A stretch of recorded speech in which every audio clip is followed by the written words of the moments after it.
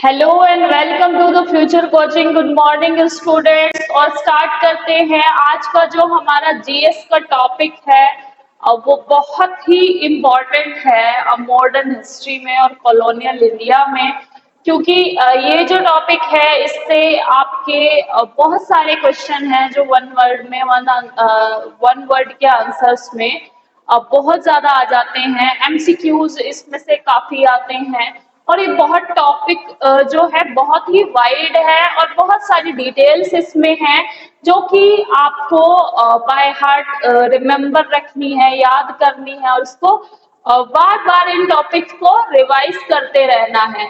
तो आज का जो टॉपिक है उसको पहले एक थोड़ा सा इंट्रोडक्शन हम कर लेते हैं, उसके बाद हम इसको स्टार्ट करेंगे।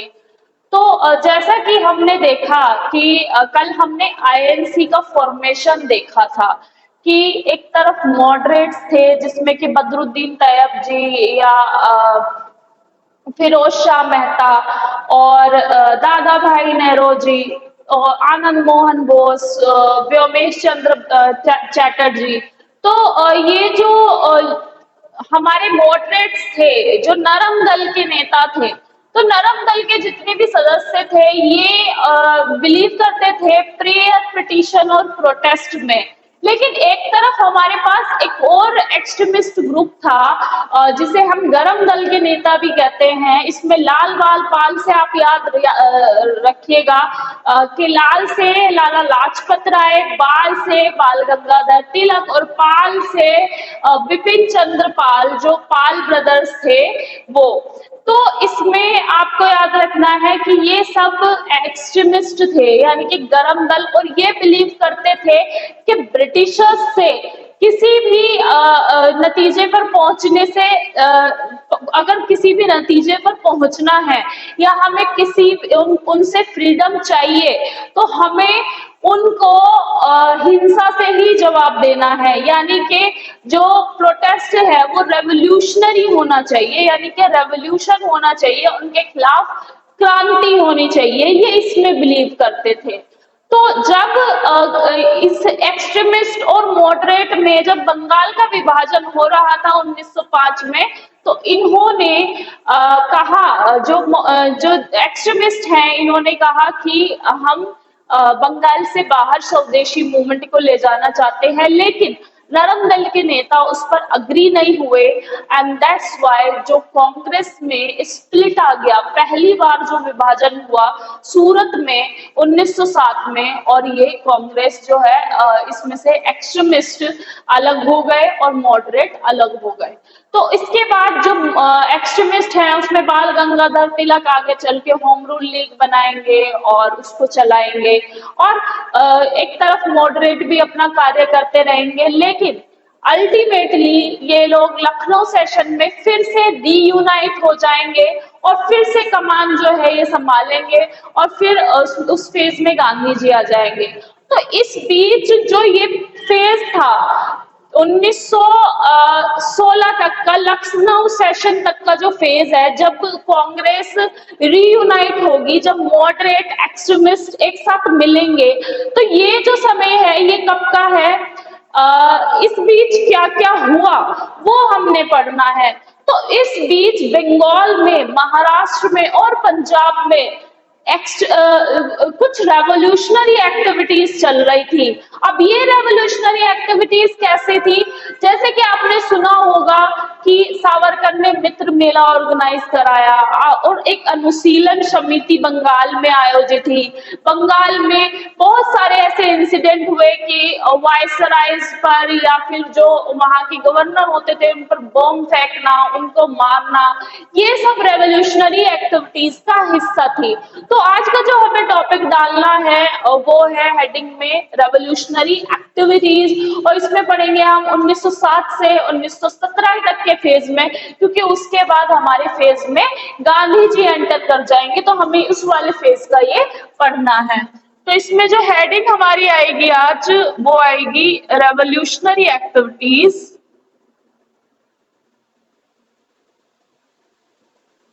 रेवोल्यूशनरी एक्टिविटीज यानी कि क्रांतिकारी गतिविधियां जो थी। एक्टिविटीज, रेवोल्यूशनरी एक्टिविटीज 1960 से 1917 के अराउंड में। तो 1960 से 1917 के अराउंड में जो रेवोल्यूशनरी एक्टिविटीज हुई हैं, हम उनको डिस्कस करेंगे।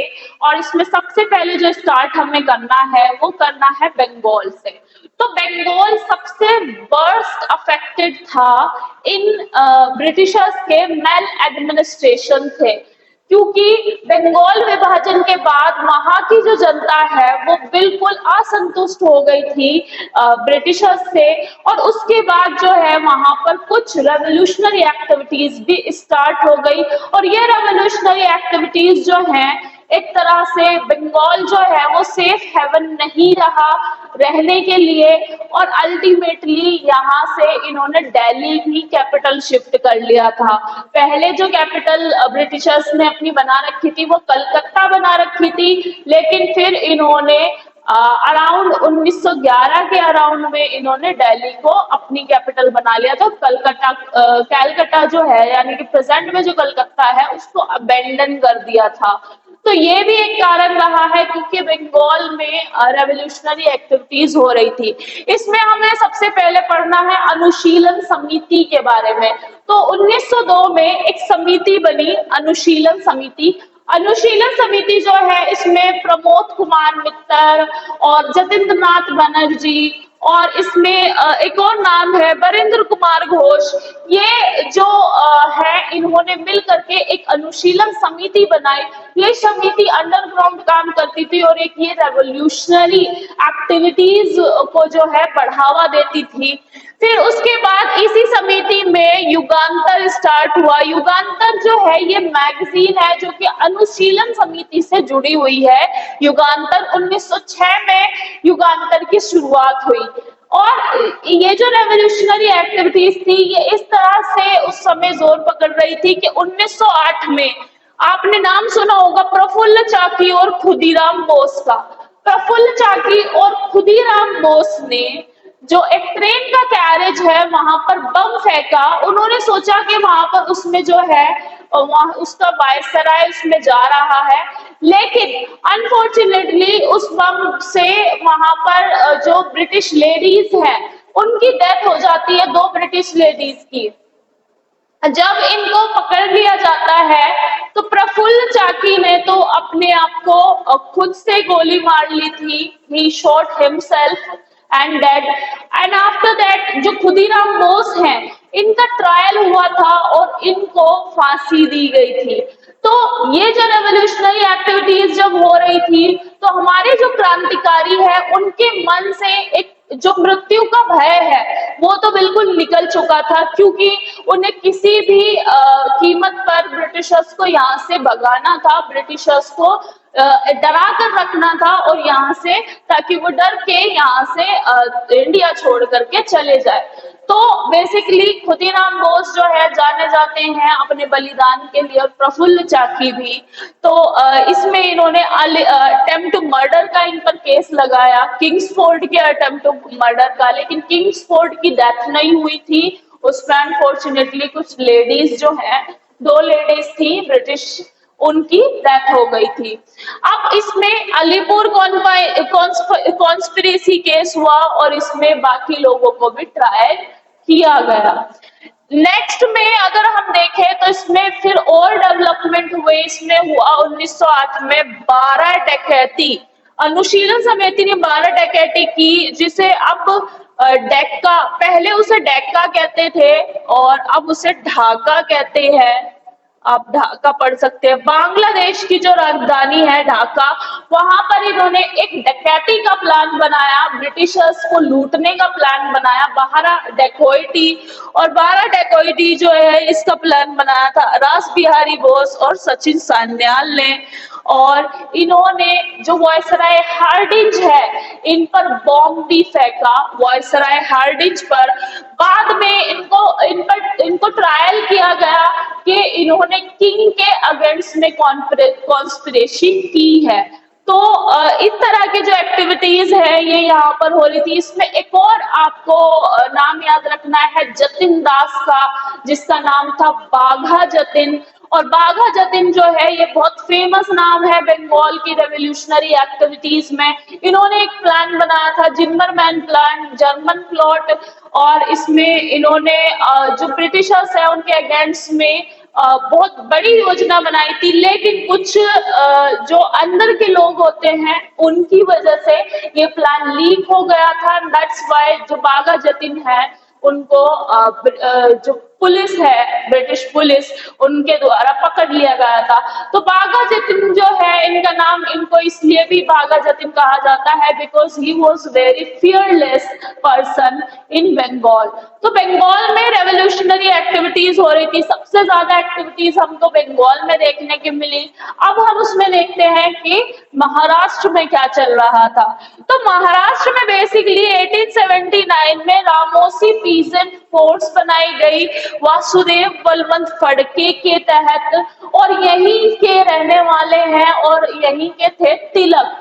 बाल गंगाधर तिलक जो है, इन्होंने यहाँ पर केसरी और महारत्ता नाम की जो मैगजीन है ये इन्होंने चलाई मराठी में, और ये उसमें मराठी में ही लिखते थे, ये उस लैंग्वेज में लिखते थे जो मासेस को समझ आए, और उस लैंग्वेज के थ्रू इन्होंने लोगों को जागरूक करने का कार्य किया है। और वहां पर जो एक्टिविटीज है, रेवोल्यूशनरी एक्टिविटीज, उसमें जो तिलक हैं उनका रहा है। जैसे कि आप गणेश उत्सव मनाते हैं, तो महाराष्ट्र में सबसे अधिक गणेश उत्सव की महत्ता क्यों है?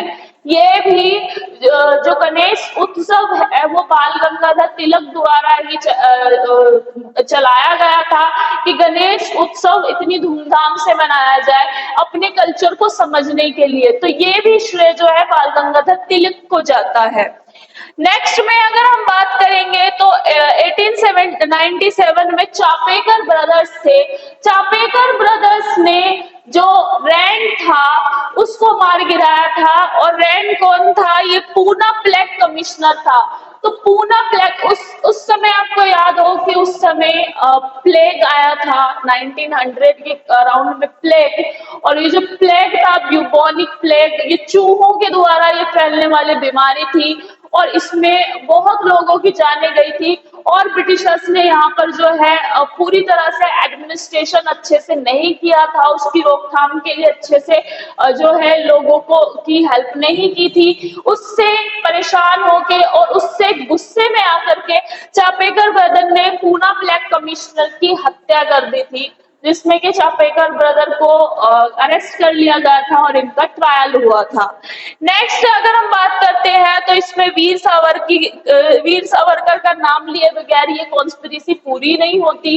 1899 में इन्होंने मित्र मेला बनाया, और इसमें नासिक के को जो डिस्ट्रिक्ट मजिस्ट्रेट है 1909 में नासिक के डिस्ट्रिक्ट मजिस्ट्रेट का जो है वो कर दिया गया था, उसकी हत्या कर दी गई थी। और उस समय जो सावरकर हैं वो लंदन में थे, और उन्हें लंदन में से भारत लाया गया था, एक्स्ट्राडिट किया गया था, और उनको काला पानी की सजा हुई थी। अब काला पानी क्या है ये समझ लीजिए।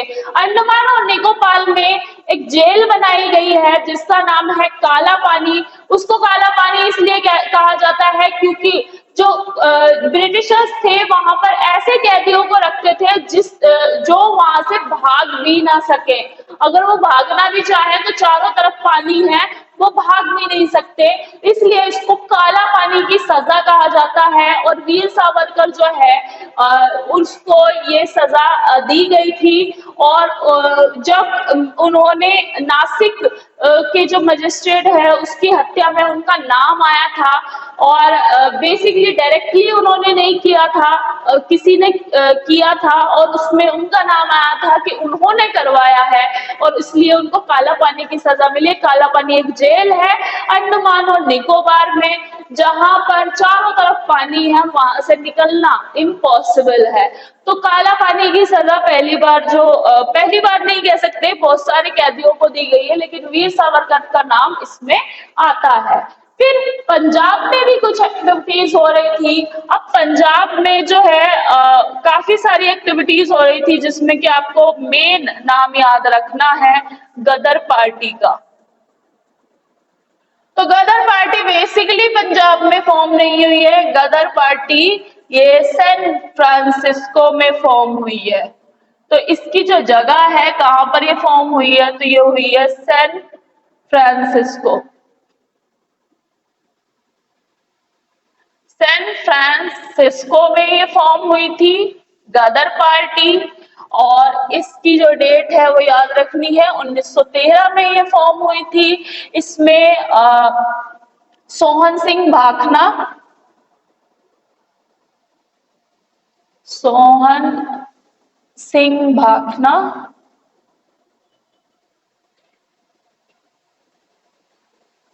सिंह भाखना और लाला हरदयाल, लाला हरदयाल सिंह।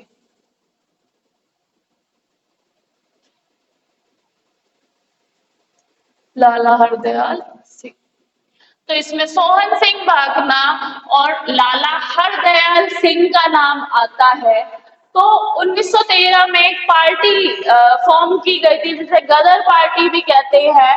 और ये जो ग्रुप है ये सैन फ्रांसिस्को में रह रहे जो भारतीय हैं, मेनली जो पंजाबीज है, वो जो वहां पर पंजाबी भारतीय रह रहे थे, उन्होंने ये सैन फ्रांसिस्को में फॉर्म की थी गदर पार्टी। और ये वहां पर इंडियन फ्रीडम के बारे में बात करते थे, इंडिया की जो है फ्रीडम को लेकर वहां पर भी एक मोर्चा चलाया जा रहा था, जिसका नाम था गदर पार्टी। तो गदर पार्टी का जो गठन है 1913 में हुआ, सोहन सिंह भाखना और लाला हरदयाल इसके मुख्य जो थे वो रहे हैं।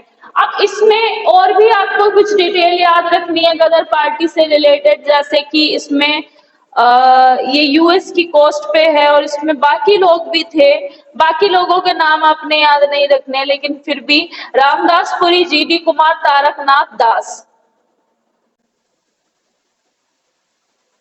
और इन्होंने स्वदेश सेवक होम और यूनाइटेड इंडिया हाउस सिएटल में बनाया था।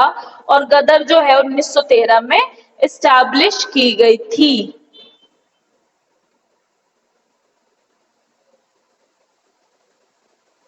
फिर 1914 में एक इंसिडेंट हुआ जिसका नाम है कोमगाता मारू इंसिडेंट। कोमगाता मारू इंसिडेंट आपको याद रखना है कि कोमगाता मारू इंसिडेंट कब हुआ था। 1914 में, 1914 में हुआ कोमगाता मारू